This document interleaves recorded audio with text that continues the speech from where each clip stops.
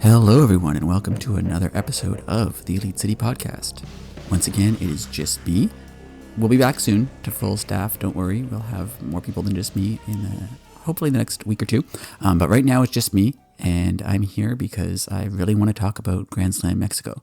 Whew, what a show that was! Obviously, the hype for this was huge. They filled the arena. They packed it. It looked incredible. I love that it looked like a Mexican wrestling show, which was massive. AEW has always been great about making their special dynamites look and feel special. They don't have this idea that every single show needs to be exactly the same. Every single setting needs to be exactly the same. They don't have that sort of standardization. And I love it. It makes these moments just pop. When you watch this, you know this isn't a regular Dynamite. You know this is a special show. And it was a special show. It was really, really, really good. And I loved it. Now, I want to start off by talking about the statement that I think AEW sent through this show. I know we don't really get political or anything on this show, but what AEW did on this episode, I think was intentional and I think was very important.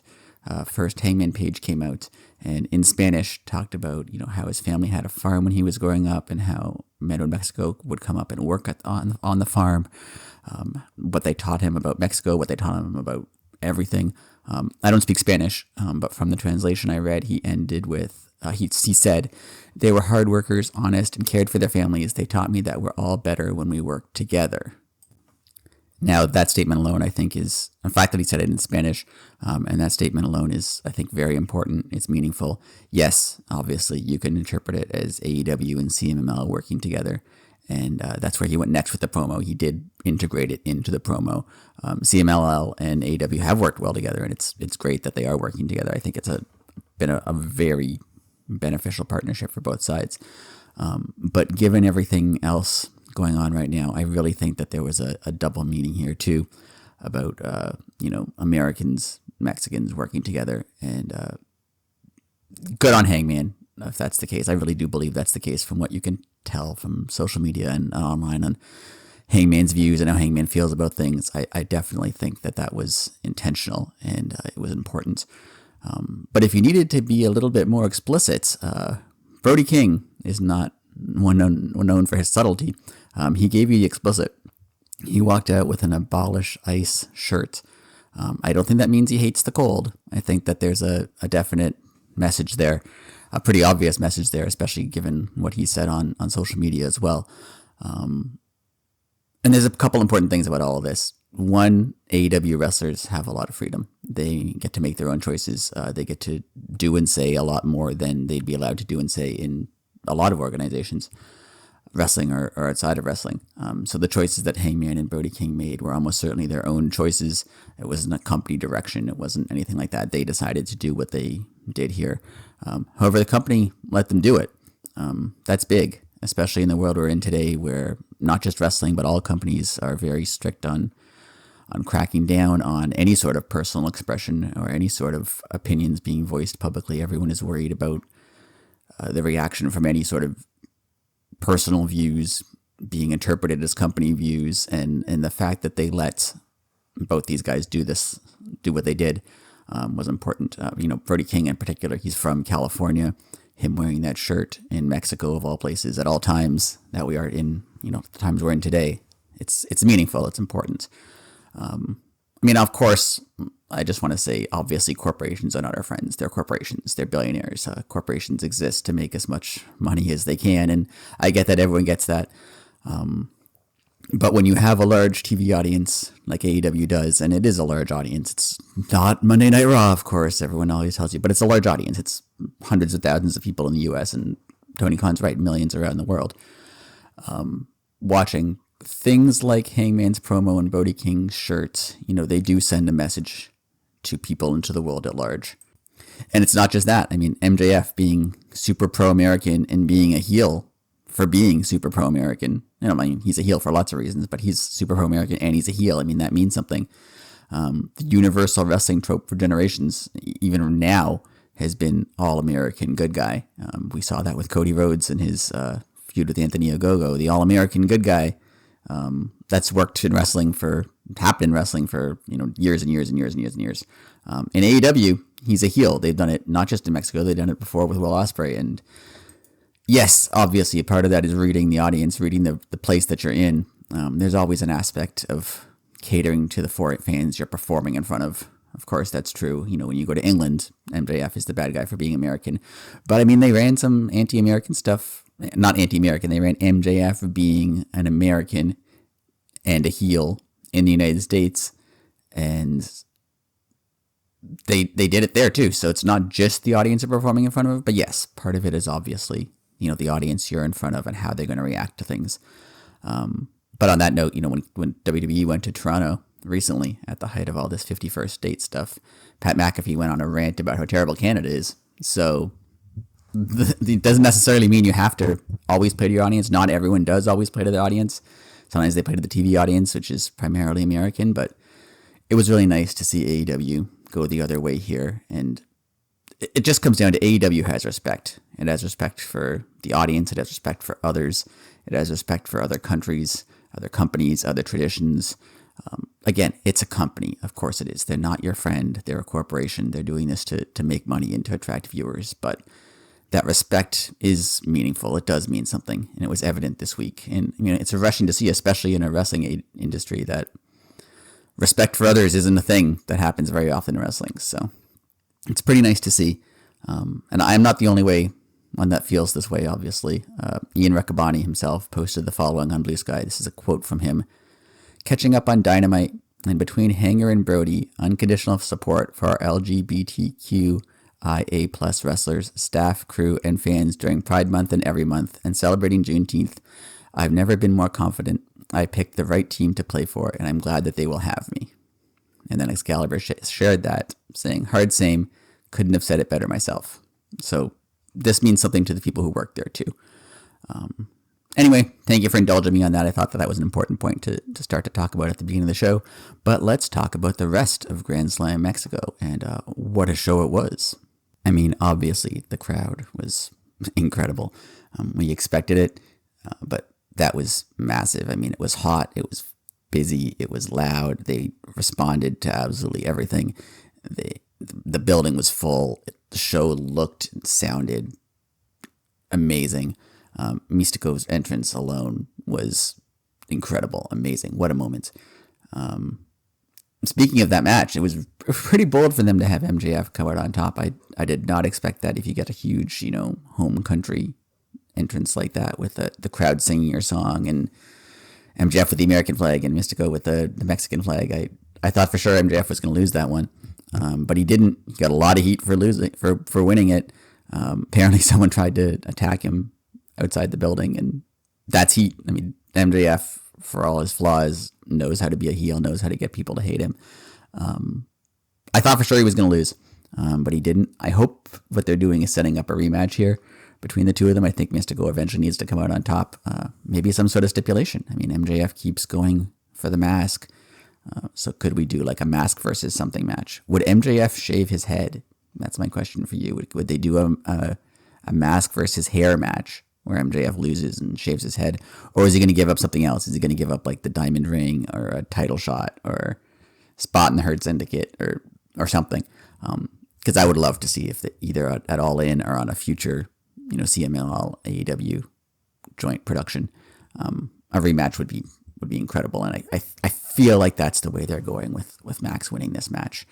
And I just want to say that MJF gear inspired by MVP with the full kind of singlet with the full body thing. Amazing. MJF is great at those details. He's great at all those little things that just add a lot to the show. Like if you don't know anything about it, you just think he's wearing obnoxious gear. If you watched MVP when he was wrestling, you're aware of what it is. And I think it's just really funny. And I think it's great. I hope that these two have a rematch against each other, because MJF going over worked in the context of getting heat, but I feel like that can't be the end of it. I feel like this partnership's going to continue. I feel like there has to be more. And speaking of things where I want more, Mercedes and Toni Storm. This is heating up. Mercedes won another title here in Mexico. She wins the CMLL World Women's Championship now. I love the fact that she can't realistically hold or wear all the belts at the same time. Like her trying to hold them and then Aubrey trying to put a belt around her waist so that she'd have all the belts because it's just impossible for her to hold all the belts. It's too bad she lost the New Japan Strong Women's title because that would be another one. But I mean, it doesn't even matter at this point. The fact that she's carrying around the Owen belt, like she's just making it comical with all of her titles. I think that's such a big added touch. Like it's funny and it works for her character. She's so full of herself. She has to carry every single belt all the time, even when she's not defending one of those belts. I think it's great. And Toni Storm and the detective video she showed, the Carmen Sandiego-ish outfit, like she is so over. She's over everywhere she goes, no matter what she does. She's over here. She's a massive, massive star. And these two are going to have an amazing match at All In. I hope they keep upping the intensity every week for the next few weeks before the show. Because I mean, this was good. I'm not saying it wasn't good, but like Mercedes cowering in fear from her, like they haven't quite got to the point that like Mercedes' ego is offended and hurt, but they haven't got to the point where like Toni scares her because of what Toni can do. And we know what Toni can do. We know how violent Toni Storm can be. We know how aggressive Toni Storm can be. We know how sadistic Toni Storm can be if she wants to be.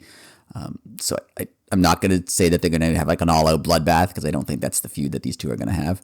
But I really want them to up the intensity a lot, keep upping it and upping it and upping it, because this has potential to be a huge all-time massive match if they do it right. Just, up the promos, more beatdowns, more violence, more intensity, just like make it so these two, it's evident that they not only hate each other, but that they both are gunning to be the absolute top woman in wrestling. And they're willing to do anything to get to that point. I think if that's the route they go with this match, I think this is going to be huge, absolutely massive. And now here's something I want to talk about just before we move on to the main event of the show. AEW's always followed and loved this idea of the four pillars. I mean, obviously the initial four pillars were MJF, Sammy, Darby, and Jack Perry. And I'm not saying that they're not important parts of AEW, especially at the beginning, but they still remain important parts of AEW when they're around. But if we're talking about current four pillars, I don't think you can go wrong with the four pillars of Toni Storm, Hangman Page, Swerve Strickland, and Will Ospreay. I think that this is the foundation that the next chapter of AEW is going to be built on. I mean, obviously, we're in a different era than we were at the beginning of the company. The company's been around 6 years, so companies change, people involved in the companies change, who the big players are changes, and these four right now, Toni, Hangman, Swerve, and Ospreay, they're super over. Everything they do is great. Every match they have is at least good. I don't think any of them have done anything bad in the last little while, like in terms of things that haven't gone over well with the crowd. You can put any of them in basically any match, any situation. It's going to be good. They elevate everyone they work with. They make everything that they're doing more important. And they just have an aura, to use the word that the kids use these days, the aura around all of them. Like any of them shows up. Will Ospreay's music hits, Toni Storm's music hits, Swerve music hits, Hangman music hits. Any of them show up on screen, and then the mood changes. People perk up. People want to see what they have to do. They are the presence and the future potentially of AEW. They're what all of this is built on, and what a group of four. And then everyone else is obviously still there. MJF, Mox, Kenny Omega, the Bucks. Darby's going to come back. Jack Perry's going to come back. Sammy's still around. What a foundation that this company has built. And these four is just like, they're carrying things right now. And they're carrying AEW into a really, really strong point in time. Like the company's firing all cylinders right now. And I mean, AEW's peaks always seem to come when WWE drops a little bit. And WWE seems to, it's obviously still insanely popular and insanely profitable, but the mood around them is a little bit more negative than it was maybe a year ago. And the fact that AEW is hitting right now, and the fact that these four are just doing such great work, is just such a massive thing. And it's creating great television. And of course, the three men in that Four Pillars group were all involved in the show closing angle, which I loved. I thought it was really, really good. I loved Hangman coming out at the beginning, cutting his promo, and then saying, he's not allowed to be in the building for the match. he's not allowed to interfere in the match. It's a big match, and he doesn't want to lose his title shot. He doesn't want to get suspended, so he's not allowed to be there for the match. But no one ever said anything but after the match.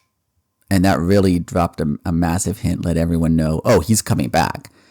The show isn't going to end with, Mox in the ring celebrating or anything, or a beatdown. It's going to end with Hangman Page. And maybe you forgot about that. I forgot about that a little bit as the show went on. I forgot that Hangman basically said he was coming back. But then he did. And it was awesome. I love the way they did it. Hangman came out and, essentially saved the face team, but Swerve was down and kind of out of it when Hangman stormed into the ring. So, Ospreay interacted with him and Joe in the ops, like they stood side by side with him, but Swerve was down. So Swerve hasn't stood side by side with Hangman yet. Then Hangman left the ring to go after Mox and the Death Riders and the Bucks. The stuff with the Bucks. I mean, there's always storyline there between the elites. All that stuff happened outside of the ring, and that's when Swerve kind of, got back up and got his bearings again. But Hangman wasn't there now. Now Swerve was up with Will Hobbs and Samoa Joe, and Hangman wasn't there to celebrate with him yet. And then when Hangman came back, Swerve was talking to Hobbs or whatever. Like, they still haven't had another interaction yet. They still haven't met face to face. They still have not yet stood side by side. And there's going to be that moment before All In when they realize they need to be on the same side, when they need to stop squabbling. They need to stop fighting between each other. They need to drop, at least temporarily, drop the hatred that they have for each other right now and stand on the same side. And there is going to be that moment when Hangman, Swerve, and Ospreay are all on the same side facing down the Death Riders. And, that's going to be epic.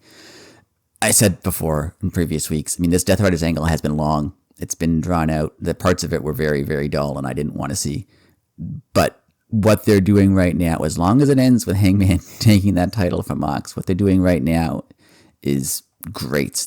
The AEW stars are coming together. The Death Riders are starting to struggle. They're still holding on to the title. They're still winning matches. Their grip is just slipping just a little bit every week.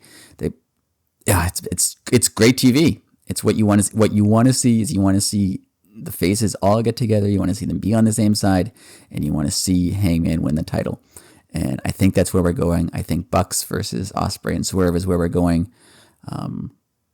Massive stuff. And right before we go, there was video posted online and some stories written online. Bryan Danielson showed up at the end of, I believe it was the ROH Global Wars show with CMLL. I could be wrong there, but he did show up at the end of one of the shows, not the AEW show, not Grand Slam Mexico, the Dynamite episode.